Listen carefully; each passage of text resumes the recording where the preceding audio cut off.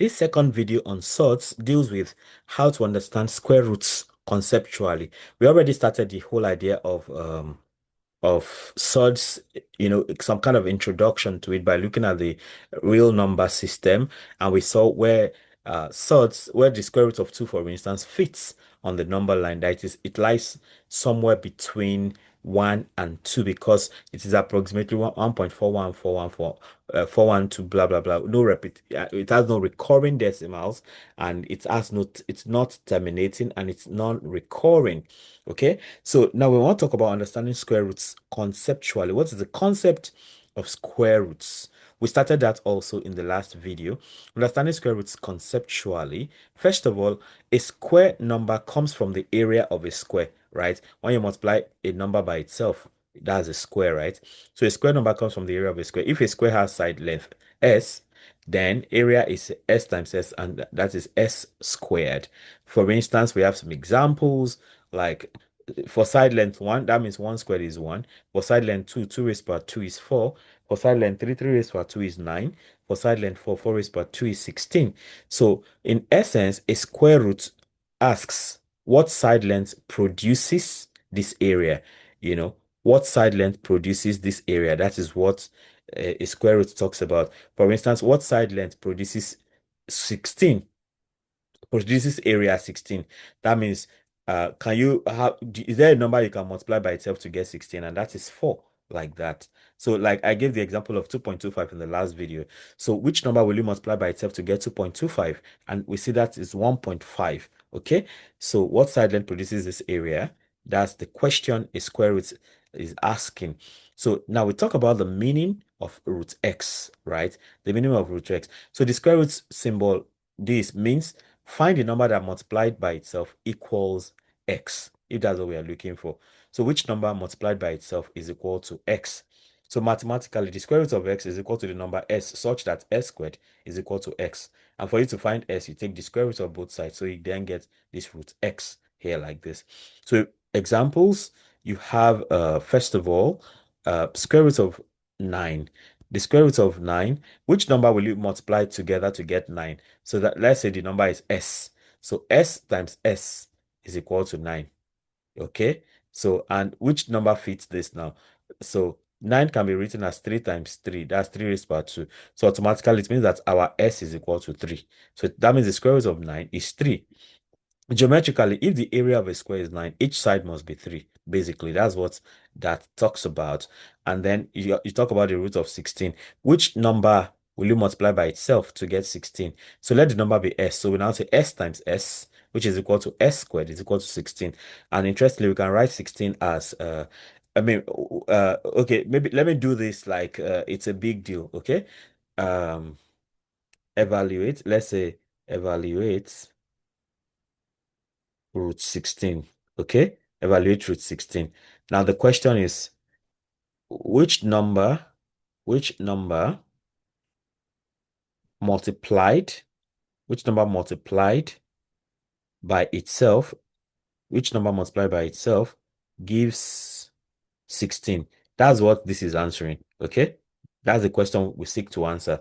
So what do we do now? We can say let the number be anything. Let's say let the number be n. Okay, if the number be n, then it means that n times n is equal to 16. Okay, that means that n squared is equal to 16. Now, how do we now break down 16? So to break down 16, we can use repeated division. You have 16, so you divide by prime numbers, that can divide 16. So 2 is the smallest prime number. You don't use 1 because 1 will always divide any number. So 2 in 16 is 8. 2 can still go. 2 in 8 is 4. 2 can still go. 2 in 4 is 2. 2 can still go. 2 in 2 is 1. So at the end of the day, we have 16 to be 2 times 2 times 2 times 2. Then we can then group them in twos like that. So we have this to be 2.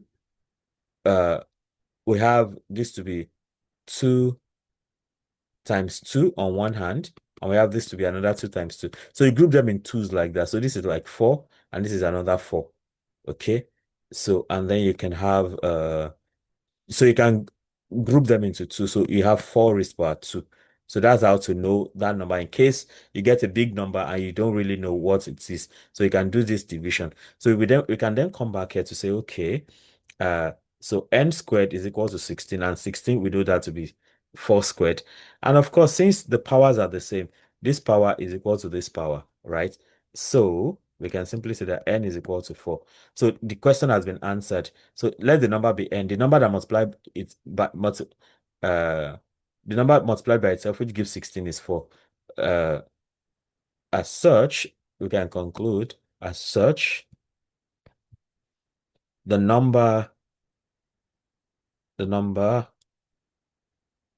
which multiplies, which multiplied by itself gives 16 is 4, basically. So the square root, so the square root, so the square root of 16 is 4. That means we're saying that the square root of 16 is equal to 4, because the square root of 16 is 4 squared, which is simply 4, because the root cancels the square and we get 4 like that. Okay, I mean, I know it can be taken for granted because it's very simple, but if you want to have a surgical way of dealing with that, that's why I had to explain all of that. Okay, let's see. uh y root 4 is equal to 2, but square root of 2 cannot be simplified. For instance, uh talking about perfect square, square root of 4, we look for a whole number whose square equals 4, and that is 2. 2 raised by 2 is 4. Therefore, square root of 4 is 2. And then we can say 4 is called a perfect square. Okay. On the other hand, we have something that is not a perfect square, and that is square root of 2, which we've been talking about since the first video on this. So we have not a perfect square root of 2. We ask, is there a whole number whose square root equals 2? So if we check, 1 squared is equal to 4. 2 squared is equal to 4. I mean, 1 squared is equal to 1. 2 squared is equal to 4. So you see, the first perfect square is 1, the next perfect square is 4. So 2 has been skipped. So it means that 2 must be lying between 1 and 4 here. The square root of 2 must be lying between 1 and 2 right here. So 2 lies between 1 and 4, actually, right? So its square root should be lying between 1 and 2. That's what I mean. So 2 lies between 1 and 4. So it means that 1 is less than or equal to square root of 2, less than 2. That means the square root of 2 lies between 1 and 2.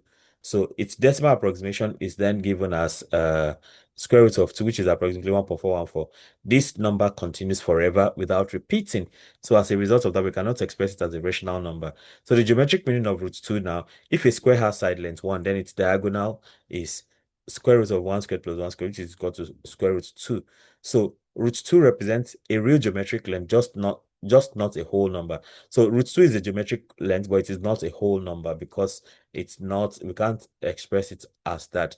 So we are saying that if you have a triangle, if you have this triangle this way, and this is 1 unit and this is 1 unit, a right angle triangle, okay, and then this is x. So we are saying that from Pythagoras theorem, from Pythagoras theorem, from Pythagoras theorem. So you're saying that x, Pythagoras theorem states that the longest side of a right angle triangle, that's the side facing the right angle, x squared, the square of it is equal to the sum of the squares of the other sides. We have x squared equals 1 squared plus 1 squared. So x squared is equal to 1 plus 1. So x squared is equal to 2. Then to get x, we take square root of both sides. So square root of x squared equals square root of 2. So 2 cancels root. So we have x is equal to root 2. Okay? So that means x here is equal to this root 2. So that is what, so this is actually a length, but it is just not a whole number, right? So we have that. So root 2 represents a real geometric length, just not a whole number. So we then talk about the idea of principal square roots. Okay. Every positive number has 2 square roots. Example, 2 squared is equal to 4, but then minus 2 squared is also 4. So 4 has 2 square roots plus 2 and minus 2. However, why do we always say that the square root of 4 is 2 and not minus 2? By definition, the square root of x means the principal or positive square roots. So the square root of 4 simply means 2. However, if you solve an equation like x squared equals 4, right? We know that that is going to give, I mean, normally the way to solve this kind of equation, ideally, is to say that for x squared equals 4, you should have something like x squared minus 4 equals 0. Okay, by you transfer this one here, and that means that you have x squared minus 2 squared equals 0. And then you can do difference of 2 squared. That's x minus 2 into x plus 2 equals 0. And if a product is 2, it means that at least one of the parts, one of the factors will be 0. So that means x minus 2 is 0, or x plus 2 is 0. That means x is equal to 2, or x is equal to minus 2.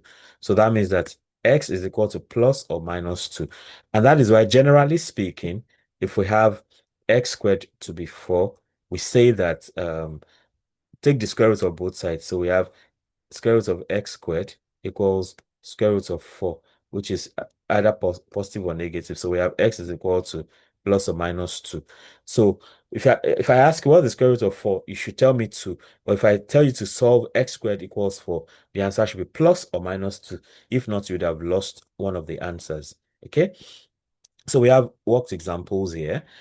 Example 1, square root of 25 is 5, because 5 squared is equal to 25, like that. Then square root of 36 is 6, because 6 squared is 36. And then we have example 3, where we now have between which two integers does root 7 lie. So you can check nearby squares. 2 raised power 2 is 4. 3 raised power 2 is 9. So it means that the root 7 will have to lie between 2 and 3, because it has to be 2 point something something something, right? So we say since 7 lies between 4 and 9, 2 is less than root 7, and root 7 is less than 3, like that. Then we have this question now. To solve x squared equals 49. Normally, the square root of 49 is 7. That's the principal square root. But if you are solving x squared equals 49, you should not lose the negative part of it too. So if you take square roots of both sides, now you have plus or minus root 49, which is plus or minus 7. And that is what satisfies this expression, because 7 squared is 49 minus 7 squared minus 7, that's all squared, minus 7, put everything in brackets, square it, you also get 49. Now here we have to simplify. So simplify square root of 18. So to simplify the square root of 18, you need to factor 18. So 18 is 9 times 2. So that means 18 is square root of 9 times 2. So you can split it up into square root of 9 times square root of 2. Square root of 9 is 3. Square root of 2 is 2. So now we have 3 root 2 as the simplification of root 18.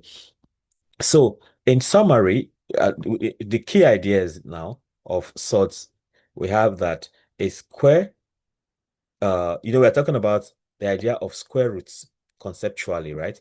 A square number represents the area of a square, all right? Then root x asks what number squared equals x. I've demonstrated that. Perfect squares simplify to whole numbers, as we've seen already. Non-perfect squares like root 2 cannot be simplified into whole numbers.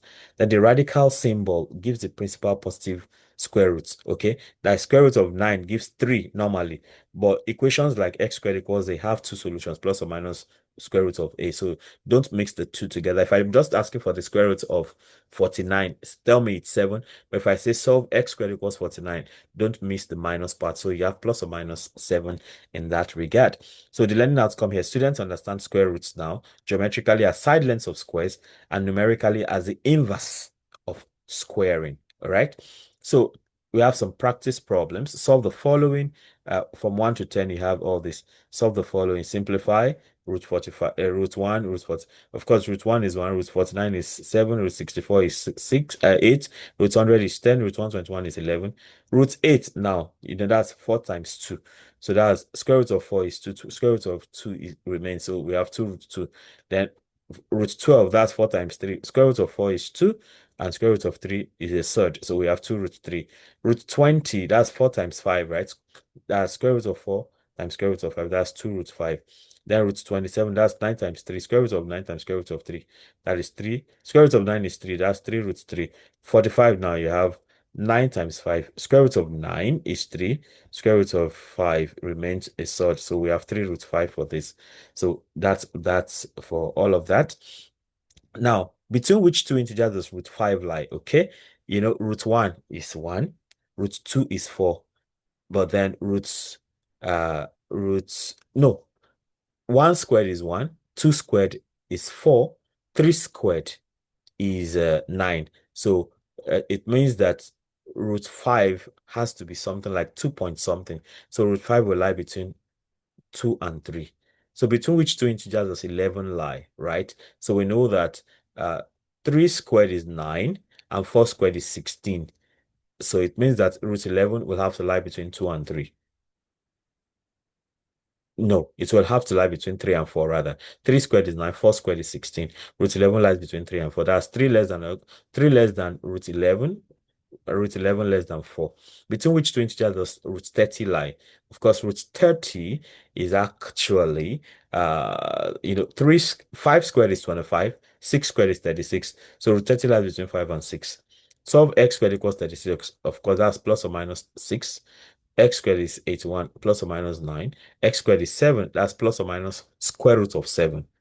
If the area of a square is 144, what is the side length? Of course, that's square root of 144, which is 12. If the area of a square is 50, express the side length in simplest radical form. So the area of a square, so you find the square root of 50, that'll be square root of 25 times 2. Square root of 25 is 5. Square root of root 2 is a source, so you have 5 root 2, like that. Then true or false, root 16 is minus 4. Of course, that's true because okay, I think it's false because we're not solving an equation here. So root 16 is 4, straight up. Okay, if you're solving an equation, you have the minus. So this is actually false. This is a trick question, so be careful. Square root of 16 is 4. Easy. But if you solve x squared equals 16, you're going to get plus or minus 4. Then explain why root 3 cannot be simplified into a whole number. It cannot be because you cannot, they are not, there's no whole number you can multiply by itself to give 3. Okay, so you're going to get a fraction that is not non-recurring and non-terminating when you turn it to decimal. Okay, so with this we come to the end of this interesting video talking about understanding the conceptual meaning of square roots. Okay, let me know how helpful this is for you, and if there's something else you'd like me to try out, feel free to let me know. If you have subscribed to this channel already, I thank you very much for doing that. If you have not subscribed, the question is, what exactly are you waiting for? Why not go ahead and subscribe, of course, and hit the notification bell also, so you can always get alerted each time a new video is released. Having done that, you can also click on join to become a member of this channel. That gives you special privileges like getting to see some videos first, or being the only one seeing certain videos because you are a member of the channel. You can also get other perks like, you can ask for access to PDF copies of the notes I used to teach some of these things. Then we can hang out together. And of course, depending on your level of membership, I can even help you out, help to clarify some more concepts to you one-on-one. Ultimately, don't forget to comment, like, and share so that more people can have access to the great content I have going on here. Till I come your way again, keep doing maths right. Bye.